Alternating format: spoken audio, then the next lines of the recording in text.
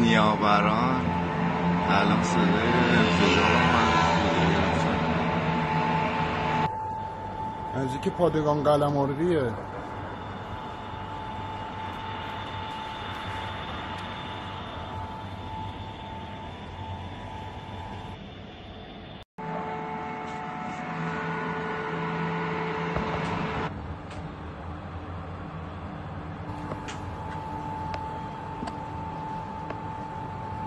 پادگان قلمرویه اینجا.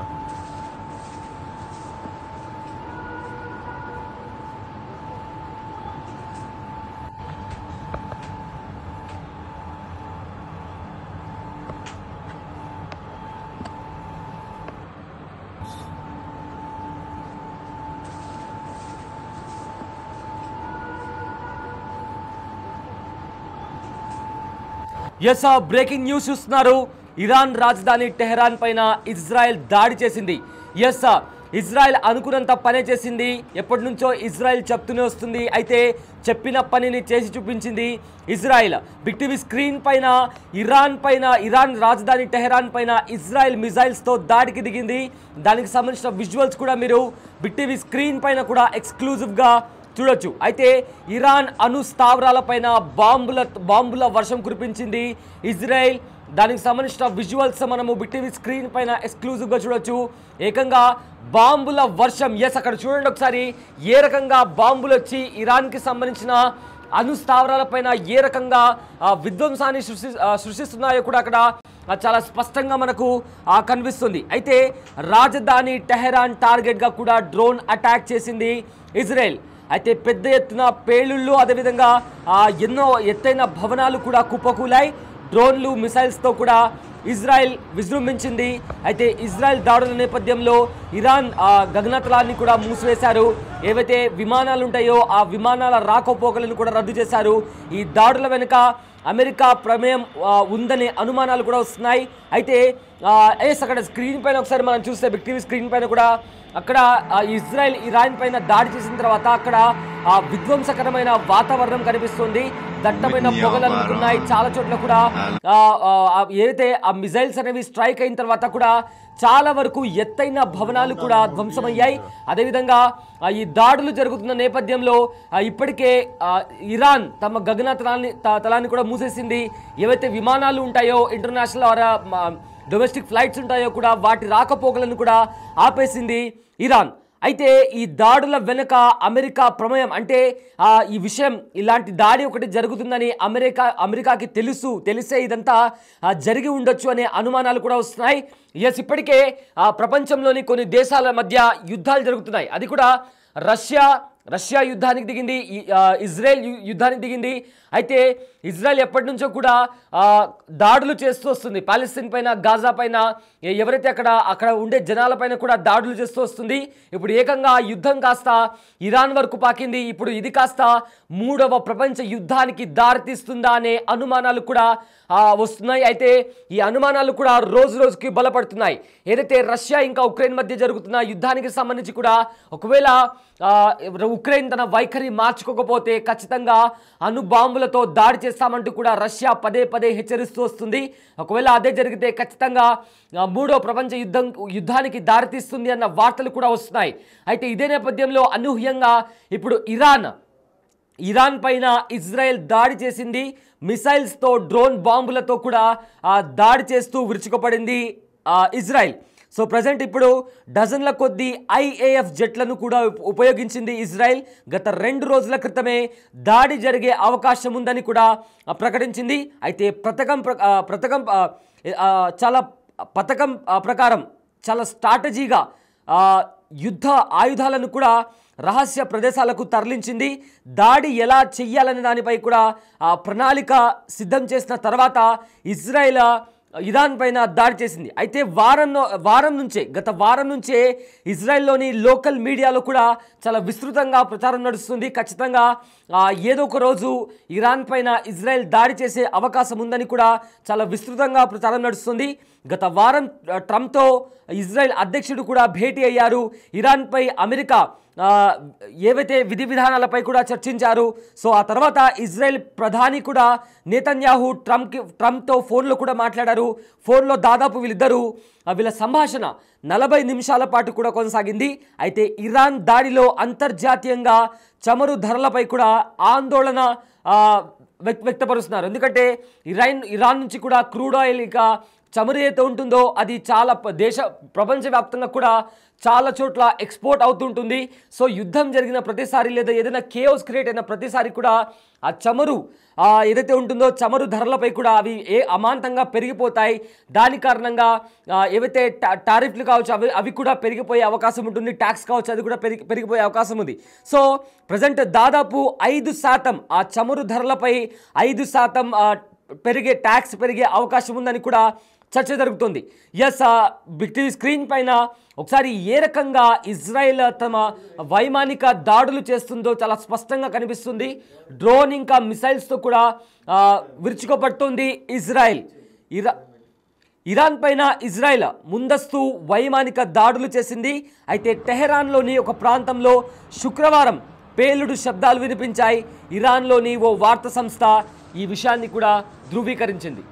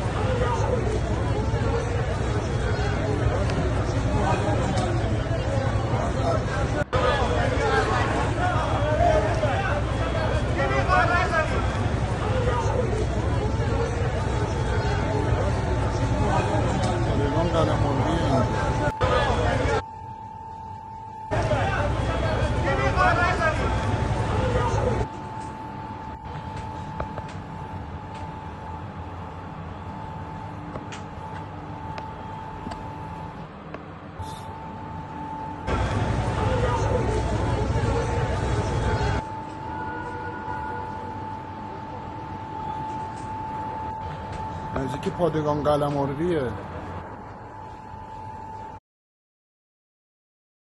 Yes, big TV screen పైన visuals చూస్తున్నారు మీరు. ఇది కాస్త ఇప్పుడు ఏదైతే పరిణామం చోటు చేసుకుందో ఇజ్రాయెల్ ఇరాన్ పైన దాడులు చేసింది, వైమానిక దాడులు చేసింది. ఏవైతే ఇరాన్లో ఉన్న అణు స్థావరాలపైన భీకర దాడులు చేసింది ఇజ్రాయెల్. అయితే దాన్ని ఇజ్రాయెల్ కూడా ధృవీకరించింది, ఎక్స్లో కూడా పోస్ట్ చేసింది. ఇజ్రాయెల్కి సంబంధించిన వైమానిక దళం కూడా ఎక్స్లో పోస్ట్ చేసింది. అయితే ఇప్పుడు ఇరాన్ ఎలా రిటాలియేట్ చేయబోతుంది, ఇరాన్ ప్రతికార్య చర్య తీసుకుంటుందా? ఒకవేళ తీసుకుంటే ఇది కాస్త 3వ ప్రపంచ యుద్ధానికి దారితీస్తుందా అంటే అవును అనే సంకేతాలు కూడా చాలా బలంగా కనిపిస్తున్నాయి. అయితే డ్రోన్స్తో మిసైల్స్తో కూడా విరుచుకోపడింది ఇజ్రాయెల్ ఆల్రెడీ. అయితే ఇందులో అమెరికా ఈ దాడి మాకు తెలియకుండా జరిగింది, దీంట్లో మా ఇన్వాల్వ్మెంట్ ఎలాంటిది కూడా లేదు అంటూ కూడా అమెరికా చెప్తుంది. కానీ గత వారం రోజుల కిందట నెతన్యాహు అదేవిధంగా ట్రంప్ కూడా వీళ్ళిద్దరు కలుసుకున్నారు. అండ్ ఆల్సో రీసెంట్గా కూడా వీళ్ళ మధ్య ఒక ఫోన్ సంభాషణ కూడా జరిగింది. అయితే 40 నిమిషాల పాటు కూడా ఈ ఫోన్ సంభాషణ జరిగిందని కూడా ఇప్పటికే తెలుస్తుంది. దీంట్లో ఇరాన్ పైన అమెరికా తీసుకుంటున్న విధి విధానాల గురించి కూడా వీళ్ళిద్దరూ సుదీర్ఘంగా కూడా చర్చించారు. సో ప్రజెంట్ ఏదైతే ఇప్పుడు ఇరాన్ ఇంకా ఇజ్రాయెల్ మధ్య జరుగుతున్న ఈ దీనికి సంబంధించి కూడా ఇప్పుడు ఇరాన్ కూడా ఖచ్చితంగా రిటాలియేట్ చేస్తుంది అంటూ కూడా చాలా బలమైన సంకేతాలు కనిపిస్తున్నాయి. అయితే దీనికి సంబంధించి కూడా ఇజ్రాయెల్కి సంబంధించి వాళ్ళు కూడా అఫీషియల్గా ఇజ్రాయెల్ ఎయిర్ ఫోర్స్ కూడా ఒక ట్వీట్ చేసింది. ఆ ట్వీట్ మీకు చదివి వినిపిస్తాను. The state of Israel has no choice but to fulfill the obligation to act in the defense of its citizens and will continue to do so everywhere it is required to do so as we have done in the past. ఇది Israel air force చేసిన tweet. మరొకసారి చదువుతాను.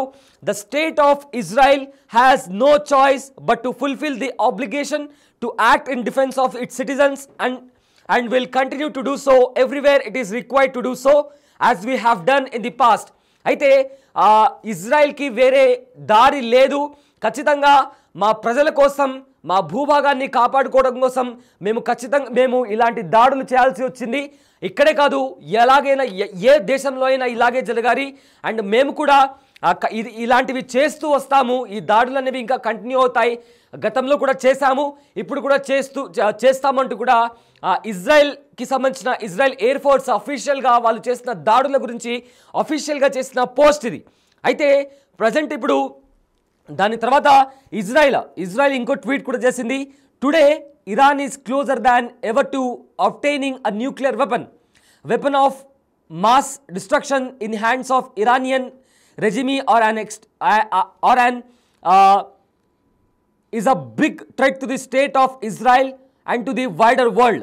ఏదైతే nuclear weapons Iran దగ్గర ఉన్నాయో అవి ఈ ప్రపంచానికే ఒక పెద్ద ముప్పు. సో అందుకే ఒక ఇజ్రాయెల్కే కాదు, ఇది ప్రపంచానికి కూడా ఒక పెద్ద ముప్పు లాంటిది. సో అందుకే మేము దాడులు చేయాల్సి వచ్చిందంటూ కూడా ఇజ్రాయెల్కి సంబంధించిన ఇజ్రాయెల్ ఎయిర్ ఫోర్స్ కూడా ఒక ట్వీట్ ద్వారా చెప్పడం జరిగింది.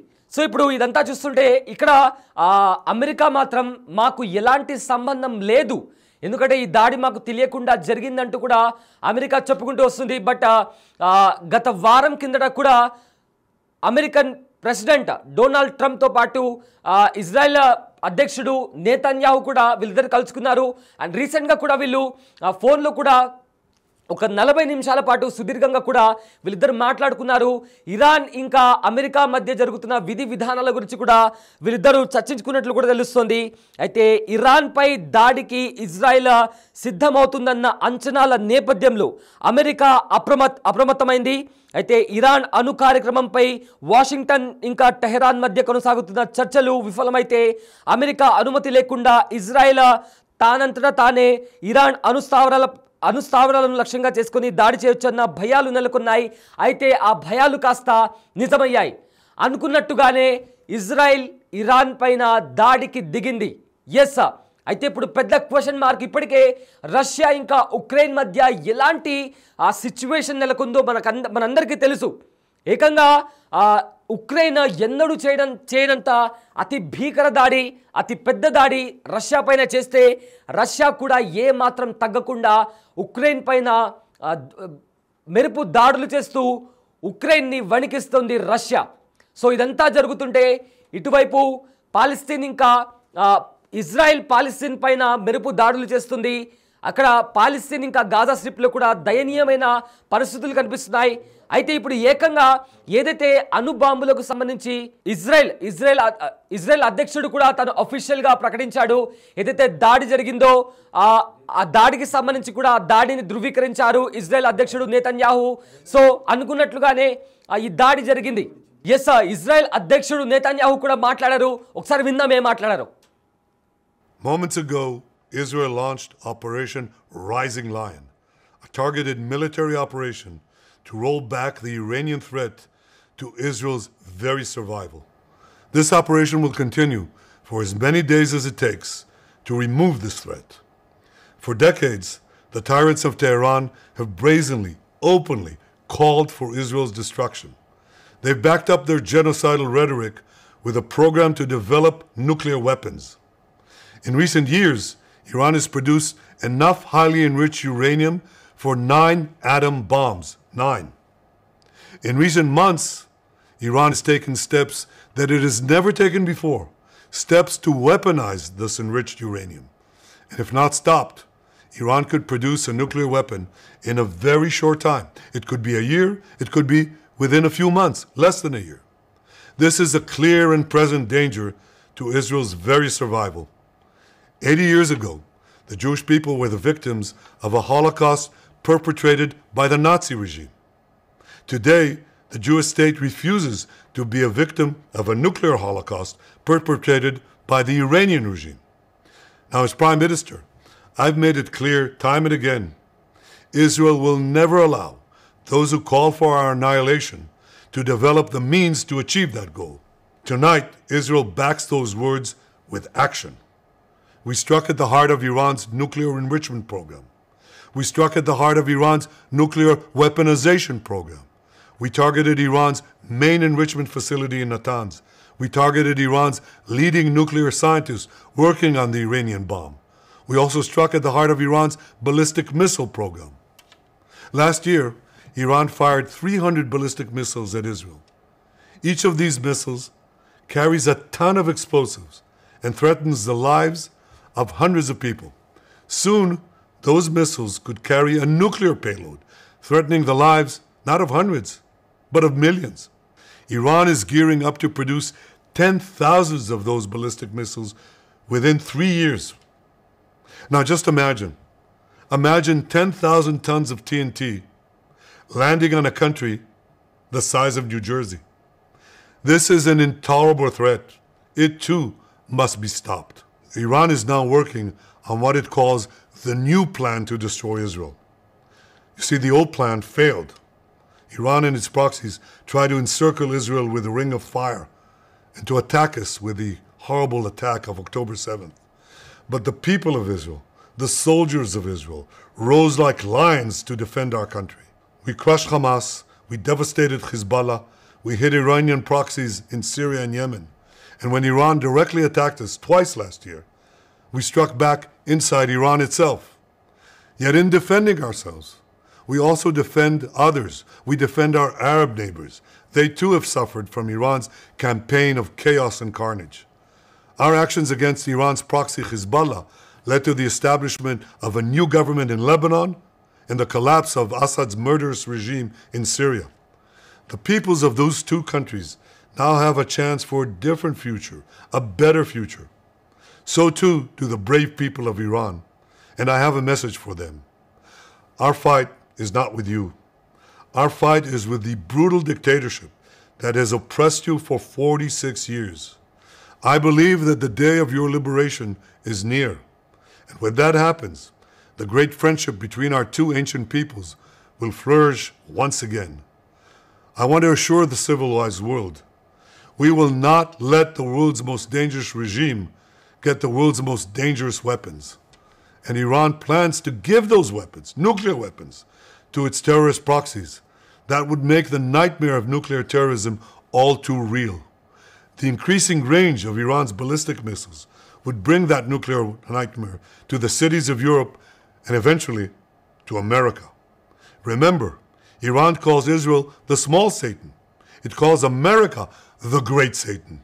And this is why for decades, it's led millions in the chants of death to Israel and death to America. Today, Israel is responding to those genocidal calls with action and with a call of our own. Long live Israel and long live America. Our action will help make the world a much safer place.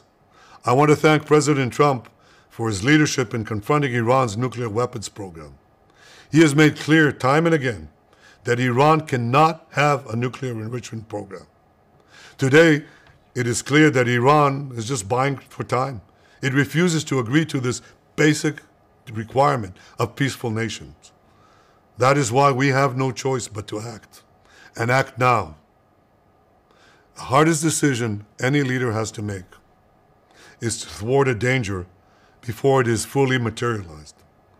Nearly a century ago, facing the Nazis, a generation of leaders failed to act in time. They were paralyzed by the horrors of World War I. They were determined to avoid war at all costs, and they got the worst war ever. They adopted a policy of appeasement. They closed their eyes and ears to all the warning signs. That failure to act resulted in World War II, the deadliest war in history. It claimed the lives of 60 million, including 6 million Jews, a third of my people. After that war, the Jewish people and the Jewish state vowed, never again. Well, never again is now. Today, Israel has shown that we have learned the lessons of history. When enemies vow to destroy you, believe them. When enemies build weapons of mass death, stop them. As the Bible teaches us, when someone comes to kill you, rise and act first. This is exactly what Israel has done today. We have risen like lions to defend ourselves. Over 3,000 years ago, Moses gave the people of Israel a message that has steeled their resolve ever since. Be strong and courageous, he said. Today, our strong and courageous soldiers and people stand together to defend ourselves against those who seek our destruction. And by defending ourselves, we defend many others and we roll back a murderous tyranny. Generations from now, history will record that our generation stood its ground, acted in time, and secured our common future. May God bless Israel. May God bless the forces of civilization everywhere. Thank you.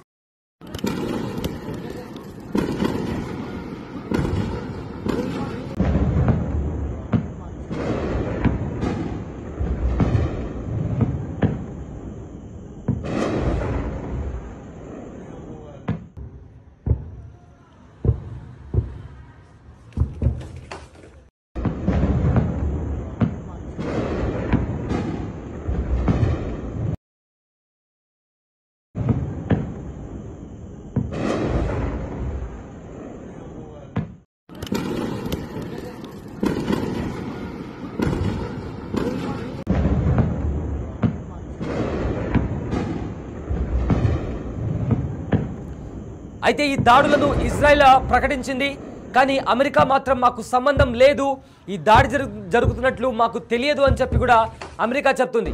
But 1 week back ఏదైతే ఉందో ఒకసారి ఆ దాడికి సంబంధించిన visuals ఒకసారి చూద్దాం. ఏదైతే Israel దాడి చేసిందో వైమానిక దాడులు, మిజైల్స్ ఇంకా డ్రోన్స్తో కూడా దాడి చేసింది. IAF వార్ ఎయిర్ క్రాఫ్ట్ కూడా దాడికి దిగింది. ఈ దాడిలో ఒకసారి అక్కడ మనం చాలా స్పష్టంగా మిజైల్స్ ఇంకా డ్రోన్ బాంబులు వచ్చి అక్కడ ఇరాన్ని స్ట్రైక్ చేసిన తర్వాత అక్కడ భయానక పరిస్థితులు నెలకొన్నాయి. ఏకంగా అణు స్థావరాల పైన దాడి చేసింది ఇజ్రాయెల్ అంటే నిజంగా అక్కడ ఇరాన్ ఒక్కసారి చూడండి, ఇక్కడ మనం స్క్రీన్ పైన చూస్తుంటేనే ఒళ్ళు ఇట్లా లైక్ ఒక కైండ్ ఆఫ్ ఎంత డేంజరస్ సిచ్యువేషన్ లాగా అక్కడ కనిపిస్తుంది. కానీ అక్కడ జరిగిన గ్రౌండ్ రియాలిటీ ఇంకా ఎంత భయానకంగా ఉంటుందో వి కాంట్ ఈవెన్ ఇమాజిన్. అలాంటి భయానక పరిస్థితులు ఇరాన్లో నెలకొన్నాయి. అక్కడ పెద్ద పెద్ద భవనాలు సైతం కూడా ధ్వంసమయ్యాయి. అంటే దానికి సంబంధించి ఇంకా ఎంతవరకు ఎంతమంది చనిపోయారు అని దానికి సంబంధించి కూడా ఎలాంటి అధికారిక ప్రకటన లేదు. కానీ ఆ విజువల్స్ చూస్తుంటే, ఆ భవనాలు నేలరాలిన విజువల్స్ చూస్తుంటే, అక్కడ జరిగిన విధ్వంసం చూస్తుంటే చాలా స్పష్టంగా అర్థమవుతుంది. చాలా పెద్ద ఎత్తున ఇజ్రాయెల్ ఇరాన్ పైన దాడి చేసిన దాడి ఏదైతే ఉందో అది ఎంత బలంగా ఉందో, ఎంత విధ్వంసకరంగా ఉందో కూడా చాలా స్పష్టంగా ఇక్కడ మనకు అర్థమవుతుంది. అయితే ఇక్కడ ఇంకో ముఖ్యమైన పాయింట్, ఈ దాడికి సంబంధించి మాకు ఎలాంటి అప్గ్రేడ్ లేదు, ఎలాంటి మాకు తెలియదు, మాకు ఎవరు చెప్పలేదు. ఇజ్రాయెల్ కూడా దీనికి సంబంధించి మాకు ఈ యాక్షన్ ఆఫ్ ప్లాన్ ఏంటి అనేది కూడా ఇజ్రాయెల్ మాకు చెప్పలేదు అంటూ కూడా అమెరికా చెప్తుంది. బట్ 1 వీక్ బ్యాక్ నేతన్యాహు ఇంకా ట్రంప్ వీళ్ళిద్దరు కలుసుకున్నారు. అండ్ రీసెంట్గా కూడా వీళ్ళిద్దరు ఫోన్లో కూడా చర్చించారు. ఇది అధికారిక ప్రకటన. నేతన్యాహు ఇంకా ట్రంప్ వీళ్ళిద్దరు ఫోన్లో మాట్లాడుకున్నారు 40 నిమిషాల పాటు. అమెరికా ఇరాన్ పైన చేస్తున్న విధి విధానాల గురించి కూడా వీళ్ళిద్దరు చర్చించుకున్నట్లు కూడా ఏకంగా ఇజ్రాయెల్ అదేవిధంగా అమెరికాకి సంబంధించిన అంతర్జాతీయ మీడియా కథనాల్లో కూడా వచ్చాయి. అయితే ఇప్పుడు అయితే దీనికి సంబంధించి కూడా కొంతమంది అధికారులు కూడా మాట్లాడారు. వాళ్ళు ఏం మాట్లాడారో ఒకసారి విందాం. The Iranian regime has called for the destruction of the state of Israel, planning and advancing concrete military plans to do so. Over the past few months, intelligence has shown that Iran is closer than ever to obtaining a nuclear weapon. This morning, the IDF began preemptive and precise strikes targeting the Iranian nuclear program in order to prevent the Iranian regime's ability to build a nuclear bomb in the immediate time frame. We have no choice. We are operating against an imminent and existential threat. We cannot allow the Iranian regime to obtain a nuclear weapon that would be a danger to Israel and the entire world. This operation is for our right to exist here, for our future and for our children's future. The State of Israel has the right and the obligation to operate in order to protect its people and will continue to do so. The IDF conducted significant preparations for this operation. We are well prepared both in defense and offense to defend ourselves. The IDF will continue to defend the State of Israel.